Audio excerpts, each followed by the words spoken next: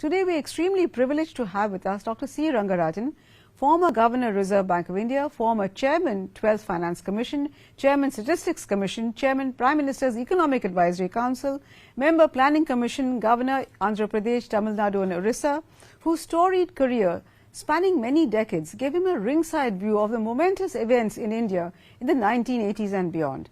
Fortunately for us, Dr. Rangarajan has penned down his experiences in a recently published book, Forks in the Road, My Days in the Reserve Bank of India and Beyond, that brings us the momentous events of those days. Thank you very much, sir, for taking time out to share some of the learnings from your experiences with our viewers.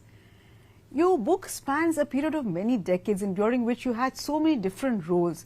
Which of these roles did you enjoy the most? Or if I could put it another way, if you were given a chance, which of these roles would you like to relive and why? Obviously, the role as Governor of the Reserve Bank was the most important because it gave an opportunity to execute what one was thinking. Many other roles were somewhat advisory in a character.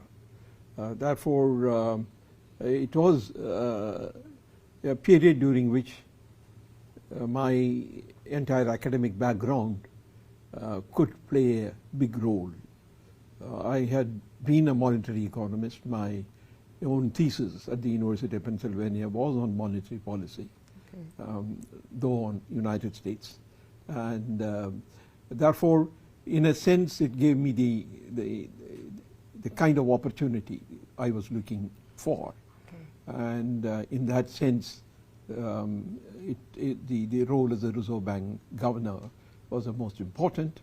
And I must say that while I enjoyed it, as I say in the book, I am enjoying it in retrospect. Because at the time when I was Governor of the Reserve Bank of India, it was not completely smooth sailing. I mean, there were many moments of anxiety, and one had to go through difficult phase. But in the final analysis, it looks that one has played some role, and therefore that gives satisfaction. And you had your share of excitement. I think perhaps you were the only governor, fortunately to date, to have received even a bomb threat, you say, right? Yeah. In fact, I wanted to ask you, sir, you had many credits to your tenure as RBI governor. The shift to LERMs, liberalized exchange rate, laying the foundations of the money market, easing the interest rate regulations, and so many other things really. So which of these things, contributions, you think was the most significant? And again, why? Which is the most difficult? Which is the most significant? I think in terms of monetary policy, there are a few significant actions. In fact, I forgot the automatic monetization of ad hocs. I forgot that was also very significant. Yes, that's an important contribution in the sense that that paved the way for further reforms, and that paved the way for the autonomy of the central bank or the autonomy of the Reserve Bank of India. And therefore, that is a very important development that happened at that time. And that could happen because we had also a finance minister at that time who recognized the importance of RBI and who felt that this freedom to the Reserve Bank was absolutely essential. So there were many other changes in monetary policy during that time, but one of the most significant developments is this. The other, of course, is the deregulation of interest rate and moving on into a system in which the government paper was sold in auction, and finally it resulted in the government securities could become traded. What about LERMs, sir, the liberalized exchange rate? I will come to that.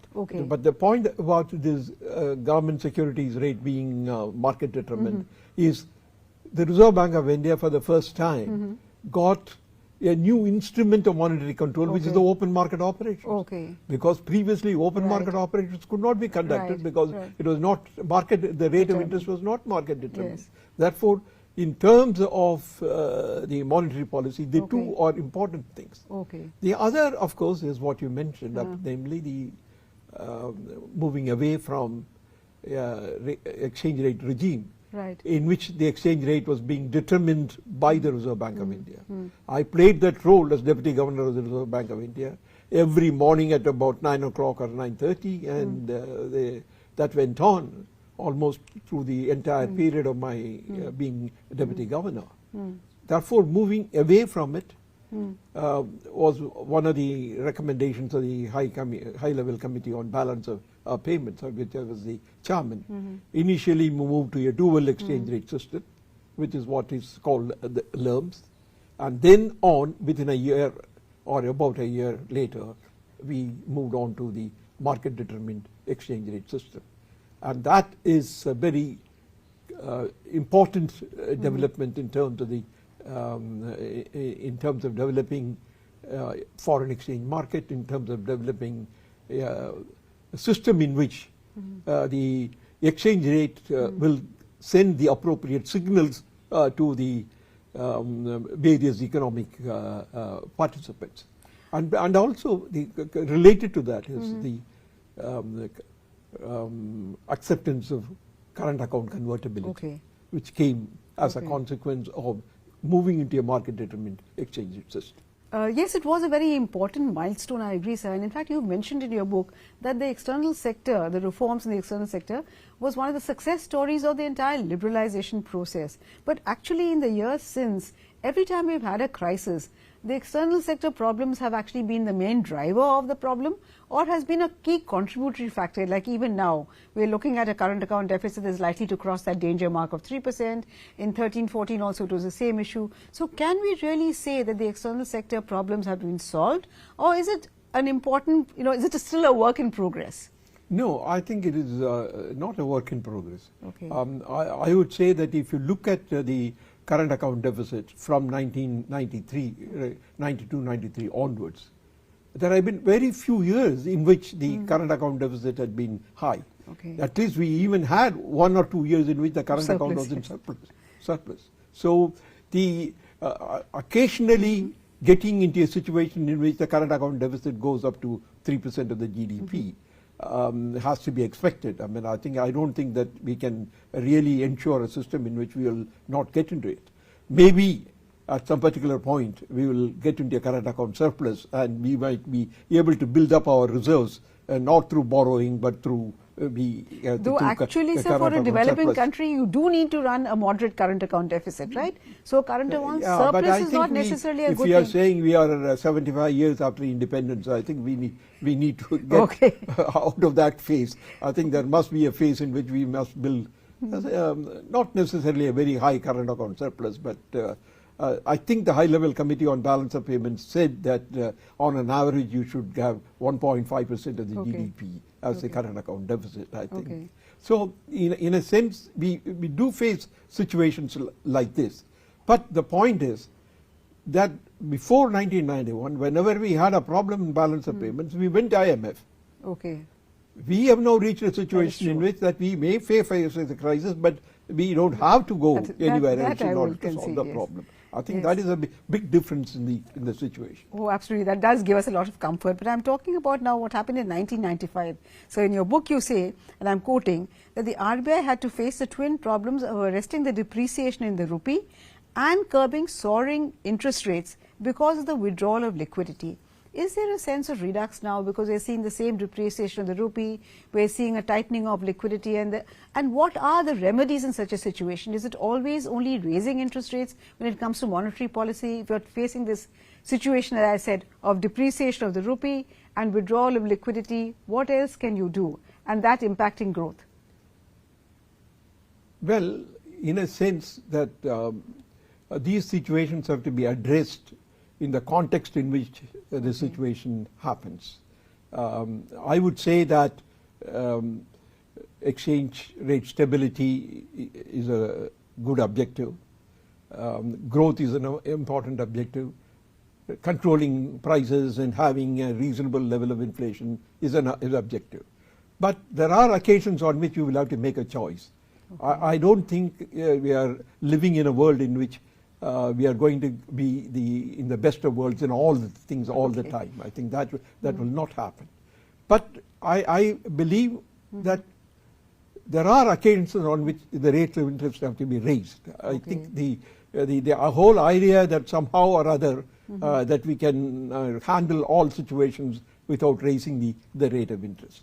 In fact, even in the current situation, I think we have a inflation which is above what we consider to be the upper limit of inflation. And at the same time, the rupee is depreciating because of actions being taken by others. Then if you don't want the exchange value of the rupee to depreciate, the action to raise the rate of interest is also commensurate with the action needed to control inflation. I don't see any conflict between the two. And in a sense that what effect it will have on growth depends again on a number of other factors. I mean, whether the growth is being affected only because of the rate of interest or because of some other factors over which the RBI control is to be examined. I believe that in the current situation, the impact on growth is much more because of other factors rather than because of the rate of interest. In fact, that brings me to my next question, sir, because you also say that when you're trying to combat inflation, it's not enough to raise interest rates. You must also pay heed to liquidity, which is what has not been happening recently. And to that extent, do you think the MPC is handicapped, the Monetary Policy Committee is handicapped, because they've been given a voice over interest rate, but liquidity management is left with the Reserve Bank of India. So very often we've seen the situation where interest rates are raised, but liquidity continues to remain either abundant or more than what is, it's not in consonance with the rate of interest. So should there be a change in the MPCs? You see, the whole point is to be explained again. You cannot say the rate of interest is increased. Central banks cannot act like King Canute. You cannot order interest rates. Absolutely. You have to take action such that the interest rate will go up. Therefore, acting on liquidity is concomitant with the decision to raise or to lower the rate of interest. In the US, the Fed immediately issues an instruction after the day. Please take appropriate open market operations to achieve this result. That is the first instruction that they give. So to talk as if that I can raise the interest rate but not act on liquidity is not possible. That is because true. You have to, if you want to raise the rate of interest, you have to tighten liquidity. If you want to loosen, lower the rate of interest, expand the liquidity. How will interest rate fall, let us say, unless you make liquidity available in plenty? Therefore, these are not conflicting decisions. So realistically speaking, can the Reserve Bank of India really tell the government, look, that we cannot keep interest rates artificially low for you? Because in your book, you've also mentioned that, you know, very often the relation between the government and the RBI is it's like a battle almost. So in such a situation, because the government has a short-term view and RBI necessarily has a longer-term view. So if it's a battle really, then who is better placed to fight this battle? A technocrat at the helm of Reserve Bank of India or a non-technocrat? And you also say it's very often a question of personality clashes. So if it is so, then who has to blink first, given the reality in the Indian situation? Is it not always the RBI that has to necessarily blink first? No, much of what I said in the book also referred to the period prior to 1991. That is a period in which where dichotomies could exist. Post 1991-92, with the reforms, as I mentioned to you earlier, the market has been unified. The attempt to do a kind of a twist between what we will do for the government and what we will do for the rest is not easy to manage. It will break down. Therefore, if the support to the government becomes absolutely essential, then it will have to be lower for everybody. Look at what happened in COVID-19. In the first year and the first year of COVID-19, everybody said the policy now to follow is for government expenditure to increase. I did not think of anybody who said that government expenditures should not be raised. Yeah, I plead guilty too. Huh? Yeah, but there are that was the time government revenues were also falling. What will happen in that situation? The extent of borrowing will go up. Now, if the extent of borrowing goes up from a normal situation, and at the same time they have to borrow it at a higher rate of interest, then the system will find it difficult, and that is why various liquidity measures were introduced, and that kept the rate of interest low. And it is a liquidity expansion that happened at that time. So would you say it was warranted at that time, but the mistake in hindsight, of course, with the wisdom of hindsight, would you say that it was warranted during COVID, but subsequently perhaps the Reserve Bank was a little slow in withdrawing that surplus liquidity? No, would you agree with that position? This is not the Reserve Bank of India. It is the Fed. Okay. It is the UK. Okay. All of them did the same thing. True, but so did we. We are all seeing what happens as a consequence of it. Okay. So the Fed, the US was the worst. Sure. They went on a big expenditure spree.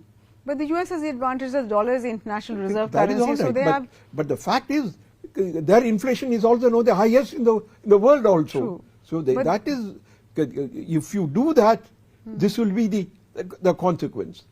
And I think what not only in India but elsewhere in the world also, people forgot to warn them that we are going to get into a situation in which this can result in high inflation. Right.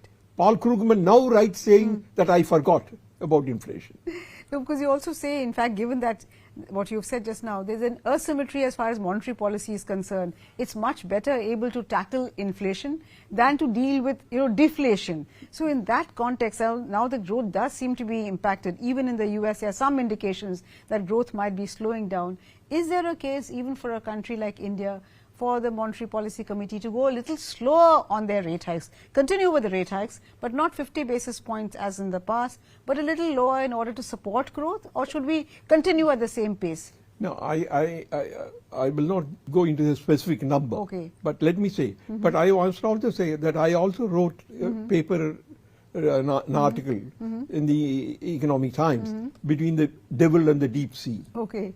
That is the dilemma I said, posed, which was exactly what I'm talking about in terms of supporting a high government expenditure with created money, so to say, or with liquidity support. And that happens. I mean, but yes, as you said, that it was found to be the needed policy at that time. Okay. But the consequence, you have to pay for it. But I think my interpretation of inflation targeting is that really that the implicit arrangement is that the preferred or the acceptable, not preferred, the acceptable rate of inflation is 4%. Okay. But because of various other factors that are operating, we can go up to 6. Right. So that is the upper limit of the zone. So up to 6, nobody asks questions. Some people may say that, look, if you let it go, it will go even further, so be careful or something like that. But the point is that when it goes beyond 6, my feeling would be that so long as that is not going to continue for some time, action must be taken to bring it. The moment it crosses 6, given the leads and lags, should it be the moment it crosses 6? No, I think all those leads and lags can be taken, but we have a situation in which it has been there for 9 months. I'm saying that one should be somewhat discreet and somewhat give credence to the situation, and not necessarily say every week it should be there, every day it should be there, and so on and so forth. Therefore, taking some liberty on that 6% is not incorrect. Okay. But that liberty also can be taken up to a point. All right, 3 months or something like that. You say that it should be. Then, therefore, the point really is the question is not taking the inflation to 4%. Right. My understanding is take the inflation to 6%. Okay. Then you have the freedom to delay, to do whatever you like. So let it come to 6%, and then yes, don't wait for so long. Basically, is what you're saying. So get to 6%. Okay. I think this is what the US is also trying to do. Right. Because they put the brake strongly, and they had some effect. Put the brake strongly, almost inflation came down by 100 basis points almost. So they probably may, in my opinion, use a strong brake even one more time, one or two more times. Okay. Then therefore I would argue that it is not that we should act blindly and so on and so forth, but get it to 6%. Okay. Then when you go to 4% is something that you can decide. And if I can now move to another topic, sir, which is very hotly being debated right now, is of digital currency, CBDCs. Given what we've seen with FTX, and given the fact that digitization has really taken off very well, credit both to the government and to RBI on that score. RBI has come out with a concept paper on CBDCs, but is there really a case for CBDCs when you have so much digitization? I think the digitization will reduce the need for the central bank digital currency. But I must say that I am not going into that issue very much these days. I mean, but the point really is that the digital currency, central bank digital currency, is in a different ballpark from cryptocurrency. Yes, that's true. All that insecurity and all that is not there. Therefore, the need for this depends upon how fast the digitization happens and whether all sections of the community are able to use the digitization mechanism, and therefore in that absence maybe it can be used, but I won't go into great details.